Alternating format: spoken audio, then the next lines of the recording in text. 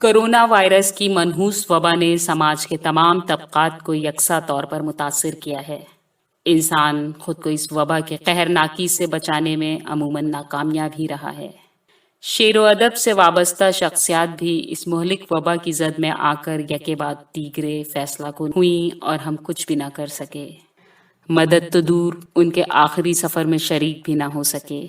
بے بسی کے اس احساس کو کم کرنے اور پسماندگان و متعلقین کے غم میں شریک ہونے کی اپنی سی کوشش میں کیا حرج ہے۔ پیش ہے حساس دل رکھنے والے شاعر و ادیب رضوان احمد فاروقی کے تاثرات۔ ناظرین کرام، سامعین محترم، حاضر ہے رضوان فاروقی۔ گفتگو ہے ادب کے ان چاند تاروں پہ جو گزشتہ مہینوں میں ہم سے رخصت ہو گئے، اور کچھ ایسی بے بسی رہی کہ نہ ہم ان کے آخری سفر میں شریک ہو سکے، نہ ان کا آخری دیدار کر سکے۔ بس آنسو تھے یا کچھ لفظوں کے پھول تھے جو ان کے لیے نچھاور کر دیے۔ یہ بھی نہ کریں تو پھر انسان ہونے کا مقصد کیا ہے؟ حقیقت یہ ہے کہ آسمان ادب پہ رنج و غم کا کوہرا ہے، شعر و سخن کی محفلیں ویران ہیں، ہر طرف ہو کا عالم ہے، موت کا ایسا رقص شاید ہی ادبی دنیا نے کبھی دیکھا ہو۔ عام حالات میں کبھی کسی شہر میں کسی چھوٹے بڑے قلمکار کا انتقال ہوا تو اس کے غم کو تمام ادبی برادری نے اپنا غم سمجھ کر اظہار رنج و غم کے مروّرہ طریقوں پر عمل کر کے پسماندگان سے اظہار ہمدردی کو لازم جانا۔ اخباری بیانات یا تاثراتی مضامین کے ذریعے شاعر و ادیب کے اوصاف و کمالات کا ذکر جمیل ہو گیا، مگر جب ایک ہی شہر میں یکے بعد دیگرے کئی فنکار گزر جائیں اور یہ سب کچھ اتنی عجلت میں ہو کہ کسی کو کچھ سوچنے سمجھنے کا موقع بھی نہ مل سکے تو کوئی کرے بھی تو کیا کرے؟ کون کس کے آنسو پوچھے؟ اظہار غم کے لیے کہاں سے نئے لفظ ایجاد کیے جائیں؟ پسماندگان کے آنسوؤں کو روکنے، ان کے دکھ درد کو سمجھنے اور غموں کا مداوع کرنے کی کیا تدبیر نکالی جائے؟ نہ رہنے والے فنکار کی بے لوث خدمات کا اعتراف ہو تو کیسے ہو؟ کورونا وائرس کی منحوس وبا، حکومتوں کے مجہول رویے، غیر مؤثر طریقہ علاج، اسپتالوں میں طبی سہولیات کے فقدان کے سبب انسان حیران و پریشان ہے، انسانیت کراہ رہی ہے، مسجدیں ویران اور بازار آباد ہیں۔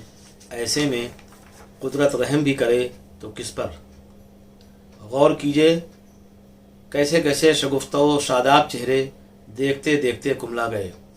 موت کے بے رحم ہاتھوں نے کتنے ہی توانا آوازوں کو ہمیشہ کے لیے خاموش کر دیا، اور ہم بے بسی کے عالم میں سب کچھ دیکھتے رہے، نہ کسی کو بچا سکے، نہ ہی کسی کے لیے کچھ کر سکے۔ کون بھلا سکتا ہے معین الاسلام صوفی بستوی کے ہنستے مسکراتے چہرے کو اور مخلصانہ رویوں کو؟ صوفی بستوی کے بعد ہی احسن اعظمی نے رخت سفر باندھ لیا۔ ابھی آنسو خشک بھی نہ ہونے پائے تھے کہ doctor Wajahat Farooqui, doctor Rukhsana Nikhat Lali, doctor Shamim Siddiqui, Syed Mehtab Haider Safipuri, Maulana رئیس الشاکری ندوی اور کئی شخصیات اس دنیا سے رخصت ہو گئیں۔ اندوہناک خبروں سے یہ اخبارات کے کالم سیاہ ہو گئے۔ فیس بک اور واٹس ایپ پر تعزیتی پیغامات کا لامتناہی سلسلہ ہے جو تھمنے کا نام نہیں لے رہا ہے۔ شعراء کا طبقہ بھی واہ کی جگہ آہ و کراہ پر مجبور ہے۔ غزل نے مرثیے کا روپ اختیار کر لیا ہے۔ بزم سخن کو سکتے میں دیکھ کر سراج الدین سیف یوں گویا ہوتے ہیں: پہلے صوفی اب احسن دے کے گئے ہیں سونا پن، سیف یہ کیسا وقت آیا سکتے میں ہیں بزم سخن۔ پہلے صوفی اب احسن دے کے گئے ہیں سونا پن، سیف یہ کیسا وقت آیا سکتے میں ہیں بزم سخن۔ ڈاکٹر مخمور کاکولوی کا قلم یوں حقیقت بیان کرتا ہے کہ نیک دل انسان احسن آزمی، ہستیے ذیشان احسن آزمی، دار فانی سے گئے سوئے عدم، صاحب دیوان احسن آزمی۔ احسن آزمی جس عمر میں دنیا سے گئے، اس عمر میں کتنے ہی لوگ شاعری و سیاست میں داخل ہو کر قدم جمانے کی کوشش کرتے ہیں، مگر احسن اعظمی کو جلد جانا تھا، دنیا سے رشتے توڑنا تھے، اس لیے سارے کام جلدی میں کیے۔ بچوں کی شادیاں، مجموعوں کی اشاعت، رہائش کا معقول انتظام، نعت و غزل کے دیوان کی آمد کے بعد حمدیہ دیوان لانے کی تیاری، نیز اپنی کتابوں کی اشاعت سے قبل اپنے استاد چودھری عبدالستار خان بے دل مراد آبادی کے بکھرے کلام کو بشکل کلیات 5 حصوں میں کمپوز کرا کے شائع کرنا، استاد کی قائم کردہ بزم کو پھر سے زندہ کرنا اور ہر ماہ کا اہتمام و انصرام اپنی جیب خاص سے کرنا، ڈاکٹر رئیس خان سے مل کر آل انڈیا مائنارٹیز فیڈریشن کے بینر تلے ہر سال چند شاعروں ادیبوں کو ان کی خدمات کے لیے انعام و اکرامات سے نوازنا، ایسے کام ہیں جنہیں آسانی سے فراموش نہ کیا جا سکے گا۔ میں معترف ہوں کہ مجھے بھی کئی برس قبل 11,000 روپے اور ڈاکٹر حلیم ایوارڈ سے نوازا جا چکا ہے۔ یہ خوبیاں، صفات اور کارنامے معمولی تو نہیں کہ ہر کسی میں یکجا ہو جائیں اور ہر کوئی ان تعمیری کاموں کو کرنے کی اہلیت کے ساتھ انہیں بحسن خوبی انجام دے سکے۔ احسن اعظمی لکھنؤ میں دبے قدموں داخل ہوئے، ٹھہر کر چلے، رک کر بولے، مگر دل جمعی اور سنجیدگی سے وہ کام کر گئے جو سنجیدہ اور باوقار نظر آنے والے بھی طویل مدت میں نہیں کر پاتے۔ انہوں نے نہ صرف اپنی کتابوں کی رسم اجرا کی تقاریب سجائیں بلکہ اپنے استاد کا شایان شان جشن کر کے زندگی میں انہیں خوشی کے مواقع فراہم کیے۔ ان کی کتابوں کی رسم اجرا ہوٹل میزبان انٹرنیشنل میں کی گئی، پروگرام کی نظامت میں نے کی اور دوسروں نے بھی۔ مذکورہ پروگراموں میں اپنے وقت کی قداور شخصیات نے شرکت کی اور اظہار خوشی کیا۔ کاش احسن اعظمی حیات رہتے اور یہ مستحسن سلسلہ یوں ہی جاری رہتا۔ ندوی محمد شفقت علی بھی احسن اعظمی کی ناگہاں موت پر اپنے قلم کو روک نہ سکے اور نوکے قلم پر یہ اشعار مچلنے لگے: پیروی میر و غالب ہی نہ تھی ان کی شناخت، تھے نمایاں پیرو حسان احسن اعظمی۔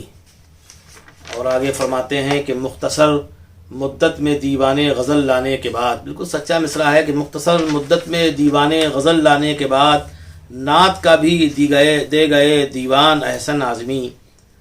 مختصر مدت میں دیوان غزل لانے کے بعد نعت کا بھی دے گئے دیوان احسن اعظمی۔ شاعر خوش فکر تھے وہ اور اسی کے ساتھ ساتھ، شاعر خوش فکر تھے وہ اور اسی کے ساتھ ساتھ تھے بہت ہی قیمتی انسان احسن اعظمی۔ اور ندیم اور عرفان بارابنکوی فرماتے ہیں: شاخ سخن سے ٹوٹ رہے ہیں سخن کے پھول۔ اسی مصرے سے میں نے اپنے مضمون کا عنوان تلاش کیا اور اس میں تھوڑی ترمیم کر دی کہ شاخ ادب سے ٹوٹ رہے ہیں سخن کے پھول، لیکن ان کا یہ قطع قابل ذکر ہے، قابل تعریف ہے۔ پیش کرتا ہوں کہ شاخ سخن سے ٹوٹ رہے ہیں سخن کے پھول، باد اجل گرا نہ دے سارے چمن کے پھول، کل صوفی بستوی گئے اب احسن اعظمی، کل صوفی بستوی گئے اب احسن اعظمی، عرفان ہم نے کھوئے ہیں نایاب فن کے پھول۔ لکھنؤ کچھ ماضی کچھ حال طبع 2012 اور عروس لفظ کا مسکن لکھنؤ طبع 2021 میں راقب الحروف نے یعنی رضوان فاروقی نے بقدر استعداد احسن اعظمی صاحب کے شاعری اور شخصیت پر گفتگو کی ہے۔ آخری ذکر کتاب کی PDF ان کو بھیج دی تھی، مقالہ لکھنے اور 10 اپریل کو رسم اجرا کے موقع پر پڑھنے کا وعدہ بھی کر لیا تھا، مگر انہیں اس کا موقع ہی نہ مل سکا۔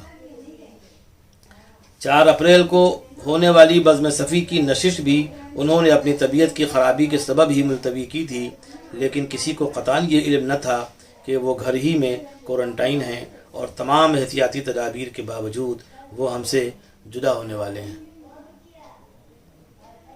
مگر قدرت کو یہی منظور تھا۔ وہ 3 دن تک لکھنؤ ایئرپورٹ کے قریب TS ہاسپٹل میں رہے، مگر ان کے پھیپھڑوں نے کام کرنا بند کر دیا اور کورونا کی منحوس وبا نے احسن اعظمی کو ہم سے چھین لیا۔ سکٹھی مبارکپور میں 14 اپریل کو ان کی تدفین ہوئی۔ کم لوگوں کے علم میں ہے کہ احسن اعظمی نے لکھنؤ میں رہ کر شاعری کے ساتھ شخصی مضامین بھی لکھے ہیں جو ایسے لوگوں پر ہیں جن پر عموماً کچھ لکھا نہیں گیا ہے۔ ایسے لوگوں میں معراج فیض آبادی، ڈاکٹر تسمنا عالمی، بیدل مراد آبادی، ڈاکٹر حضور نواب وغیرہ کے نام قابل ذکر ہیں۔ ان کی غیر مطبوعہ شاعری کے ساتھ یہ مضامین بھی ان کے اپنوں کو شائع کرنے چاہیے۔ ان کے بچے لائق ہیں اور اپنے والد سے محبت کرتے ہیں، ایسی محبت جیسی بچوں کو والد سے ہونا چاہیے۔ محبت کا یہی تقاضا ہے کہ ان کا جو بھی بچا کچا کلام ہے اسے آنے والے وقتوں میں ان کے اپنے شائع کر دیں، اور جس لائق ان کے دوستوں و احباب کو سمجھا جائے وہ خدمات ان سے حاصل کی جائیں۔ کم از کم میں اس کے لیے حاضر ہوں۔ معید الاسلام صوفی بستوی سے میرا کچھ خاص تعلق نہ تھا، مگر ان کا ٹوٹ کر ملنے کا انداز، غیر جانبدارانہ روش اور تخلیقی عمل نے دل میں خاص جگہ بنا لی تھی۔ شعراء کے بیچ رہ کر نثری کاوشوں میں سنجیدگی سے انہماک بذات خود کمال ہے، کیونکہ شعراء کے ہجوم میں ہر نئے شعر پہ ایسی داد ملتی ہے کہ محاسبے کا موقع ہی نہیں مل پاتا، اور تخلیقی عمل کے لیے جس سنجیدگی و انہماک کی ضرورت ہوتی ہے وہ بہت کم میسر آتا ہے۔ مقام ذکر ہے کہ صوفی بستوی داد و تحسین کی پرفریب وادی میں رہ کر بھی سنجیدہ و باوقار رہے، افسانے اور کہانی لکھتے رہے۔ لکھنؤ میں وہ چند برس سے مقیم تھے، بہت خوش اور مطمئن تھے، نشستوں و ادبی پروگراموں میں خوش دلی سے شریک رہتے تھے۔ کسی گروپ کا حصہ نہ بن کر جہاں عزت سے بلائے گئے وہاں گئے اور واجبات کی ادائیگی کی۔ دبستان اہل قلم اور عالمی بزم ذوق جیسی تنظیموں اور گروپ کے طرحی مصروں پہ انہوں نے اپنی برجستگی اور شعری صلاحیتوں کا بارہا ثبوت دیا۔ اخبارات و جرائد کے علاوہ فیس بک اور واٹس ایپ کے ادبی پروگراموں میں ان کا بڑا حلقہ اور اچھی شناخت بن گئی تھی۔ ہر جگہ وہ سرگرم و متحرک تھے، اور جب یہ سرگرمیاں نہ تھیں اور وہ خلیل آباد میں درس و تدریس میں منہمک تھے تب بھی ان کا قلم چلتا رہا۔ وہ ریاض جدہ میں رہے ہوں یا خلیل آباد میں، تخلیقی عمل ہمیشہ جاری رہا۔ شروع میں نثری نظمیں لکھیں، پھر غزلوں کے دور کا آغاز ہوا، کہانیاں لکھیں، افسانے لکھے اور چھپنے چھپانے کے عمل کو جاری رکھا۔ لکھنؤ کا ماہنامہ لاریب غالباً 1988 میں نکلا۔ بعد کے برسوں میں ان کے افسانے اور کہانیاں اسی رسالے میں کثرت سے شائع ہوئیں۔ اس طرح لکھنؤ میں ان کے تعارف کا پہلا ذریعہ لاریب اور مدیر لاریب بنے۔ بعد میں لوگ ساتھ آتے گئے اور کارواں بنتا گیا۔ ڈاکٹر معراج ساحل صاحب سے ان کا پرانا اور گہرا تعلق تھا، بارہا دونوں کو ہمراہ دیکھا۔ صوفی صاحب کو لکھنؤ لانے میں ساحل صاحب کا بڑا ہاتھ تھا، مگر صوفی صاحب لکھنؤ آئے، ادبی سرگرمیاں تیز تر ہوئیں۔ صوفی صاحب کے دولت کدے پر نشستوں اور مشاعروں کے دور کا آغاز ہوا تو ڈاکٹر معراج ساحل صاحب رخصت ہو چکے تھے۔ ادھر چند برسوں سے وہ سراج الدین سیف صاحب سے کافی قریب تھے۔ اسلام فیصل، سلیم تابش اور ہارون رشید وغیرہ کا قرب حاصل تھا۔ روز کی بیٹھک تھی۔ ہارون رشید ہی نے ان کا انٹرویو نشر کیا، اودھ نامے میں ان کی خدمات کو نمایاں کیا، ورنہ اکا دکا تبصراتی تحریروں کے علاوہ ان پر کبھی کچھ باقاعدگی سے نہ لکھا گیا۔ شاعری میں ان کا آہنگ تھا، مگر پڑھنے کی حد تک۔ بہت متاثر کن شاعری وہ نہ کر سکے، لیکن ایسے گئے گزرے بھی نہیں ہیں کہ گفتگو ہی نہ کی جا سکے یا بالکل ہی نظر انداز کر دیا جائے۔ افسانوی تحریروں اور نثری نظموں میں ان کے جوہر کھلتے ہیں، اور سائنسی رجحان کے سبب افسانوں میں وہ اپنی انفرادیت قائم کرنے میں کافی حد تک کامیاب ہیں۔ ابھی وہ بہت سے نقوش مٹاتے اور بناتے، لیکن موت کے بے رحم ہاتھوں نے انہیں ہم سے چھین لیا کہ ہم حیران و سجدر رہ گئے۔ نثری نظموں اور غزلوں کو انہوں نے کمپوز کر لیا تھا، کتابی شکل میں منظر عام پر آتی، شاعری پر باقاعدہ گفتگو کے دور کا آغاز ہوتا۔ اس سے قبل ہی وہ کورونا کی قہرناکی کے شکار ہو کر بڑی خاموشی سے 10 اپریل 2021 کو شب میں 10 بجے داعی اجل کو لبیک کہہ گئے، اور 11 اپریل کو ایشباغ میں مدفون ہو گئے۔ مگر احباب و متعلقین کے دلوں میں ان کی جو قدر و منزلت ہے، اس کے سبب انہیں ادبی حلقوں میں ہمیشہ یاد رکھا جائے گا۔ ڈاکٹر اسرار الحق نے لکھنؤ کے موجودہ متحرک شعراء کا تذکرہ ترتیب دیا ہے، اس میں بھی وہ شامل ہیں۔ ڈاکٹر مخمور کاکوروی انہیں یوں خراج پیش کرتے ہیں، شعر سماعت فرمائیں۔ آپ نے سائنس پر افسانے لکھے اس طرح، بن گئے جو آپ کی پہچان صوفی بستوی۔ یہ بھی خوابوں کے دریچے سے نمایاں ہو گیا، یہ بھی خوابوں کے دریچے سے نمایاں ہو گیا۔ فکر و فن کا تھا تمہیں عرفان صوفی بستوی۔ خوابوں کے دریچے ان کی افسانوں کی کتاب ہے۔ اعتراف اس بات کا کرتا ہے ہر اہل نظر، اعتراف اس بات کا کرتا ہے ہر اہل نظر، با مروت با وفا انسان صوفی بستوی۔